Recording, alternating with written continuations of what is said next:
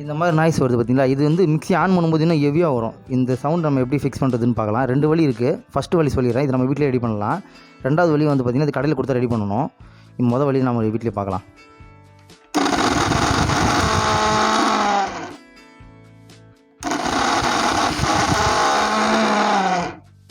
கவனிச்சிருப்பீங்க, mixie of பண்ணதுக்கப்புறம் கூட sound வந்து பார்த்திங்கன்னா ஒரு மாதிரி கீச்சின்னு வர மாதிரி சவுண்டு வந்துட்டுருக்கு. முதல்ல நம்ம இதை வீட்டிலே ரெடி பண்ணுறதுக்கு பார்க்குறேன். வீட்டில் ரெடி பண்ணுற விஷயம் வந்து பார்த்திங்கன்னா ஒரு டெம்பரரியான சொல்யூஷன் தான். இது லாங் லைஃபுக்கு செட் ஆகுமாங்கிறதும் தெரியல. இருந்தாலும் உங்களுக்கு சொல்கிறேன். ஃபர்ஸ்ட் ஆஃப் ஆல் இந்த கேப்பை நம்ம மிக்ஸி கழட்டவே தேவையில்லை. இந்த கழட்டினாலே போதும். இதை கழட்டுறதுக்கு இந்த மாதிரி ஒரு ஸ்க்ரூ டிரைவர் எடுத்துக்கோங்க. இது இல்லைனா பரவாயில்ல, இந்த அளவுக்கு ஒரு கணம் இருக்கிற மாதிரி இந்த ஹோல்ஸில் இப்படி போயிட்டு வர மாதிரி அவங்க கொடுத்துருக்கதே அதுக்காக தான். இது நம்ம இப்படி வச்சுக்கிட்டு இப்படி நீக்கினா இந்த புஷ்ஷை வந்துடும். நான் ஆல்ரெடி இது வீட்டில் காட்டுறதுக்காக பாதி யூஸ் பண்ணி வச்சுருக்கேன். இப்படி பண்ணாலே ஓரளவுக்கு இது வந்துடும். ஒருவேளை அந்த கேப் உங்களுக்கு கழட்ட ரொம்ப கஷ்டமாக இருந்துச்சுன்னா இப்படி வச்சு முதல்ல இப்படி நீக்கிக்கோங்க. நீக்கினதுக்கப்புறம் இந்த புஷ்ஷை இப்படி சுற்றிக்கோங்க. இப்படி சுற்றிக்கிட்டு அதுக்கப்புறம் இப்படி வச்சு நீக்கினீங்கன்னா கண்டிப்பாக வந்துடும். பொறுமையாக பண்ணுங்கள். ரொம்ப வளையிற அளவுக்கு புஷ் பண்ணாதீங்க, உடஞ்சிரும்.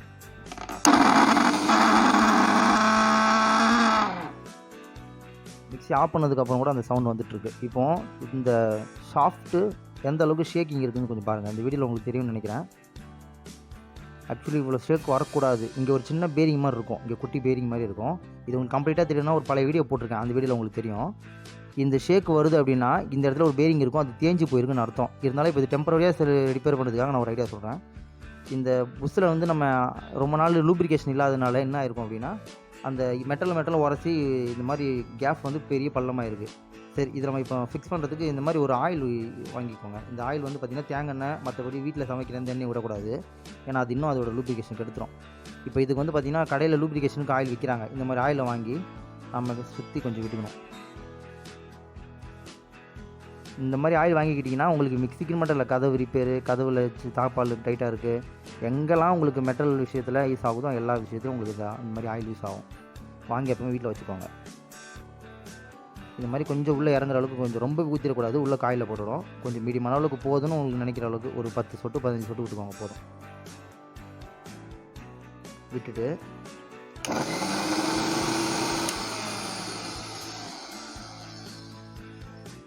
ஓகேங்களா. ஆனால் இது வந்து திரும்பவும் சொல்கிறேன், ஒரு டெம்பரரியான சொல்யூஷன் தான், இது பர்மனெண்ட் கிடையாது. நீங்கள் எப்போவுமே இது மாதிரி அடிக்கடி ஆயிலை விட்டுட்டே இருந்தீங்க அப்படின்னா உள்ள ஆயில் வந்து காயில் பட்டாலும் போட்டுரும். அதனால் இது வந்து டெம்பரரியான சொல்யூஷன் தான்.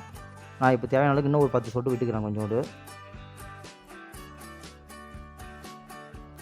நம்ம மிக்ஸியில் அரைக்கும் போது ஜார் லூஸ் ஆஇருந்தால் கூட அந்த ஜாரில் வர சாருங்க வந்து பார்த்தீங்கன்னா இந்த இடத்துல வந்து இது இறங்கி சில நேரத்தில் ஃபுல்லாகி கூட உள்ளே போகிறது வாய்ப்பு இருக்குது. அதளவுக்கு பார்த்துக்கோங்க. நம்ம இதை வந்து இப்போ டெம்பரரியாக தான் ரெடி பண்ணியிருக்கோம். உங்களுக்கு காசு இருக்குது, இது லாங் லைஃப் இந்த மிக்ஸி உங்களுக்கு வேணும்னு ஆசைப்படுறீங்க அப்படின்னா கடையில் கொடுத்தீங்கன்னா இந்த பேரிங் மட்டும் ரீப்ளேஸ் பண்ணுற மாதிரி தான் கொடுத்துருப்பாங்க. அந்த பேரிங் மட்டும் ஃபிக்ஸ் பண்ணி கொடுத்துருவாங்க அப்படின்னா உங்களுக்கு மிக்ஸி இன்னும் ஒரு 2-3 வருஷத்துக்கு எந்த கம்பெனி இல்லாமல் ஓடிட்டுருக்கோம்.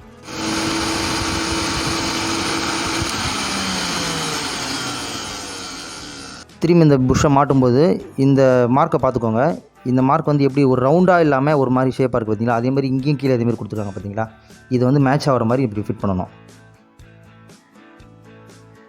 இப்படி வச்சு பாருங்கள். லைட்டாக உள்ளே இறங்குற மாதிரி தெரிஞ்சிச்சு அப்படின்னா சென்ட்ரல் இப்படி வச்சு புஷ் பண்ணணும்.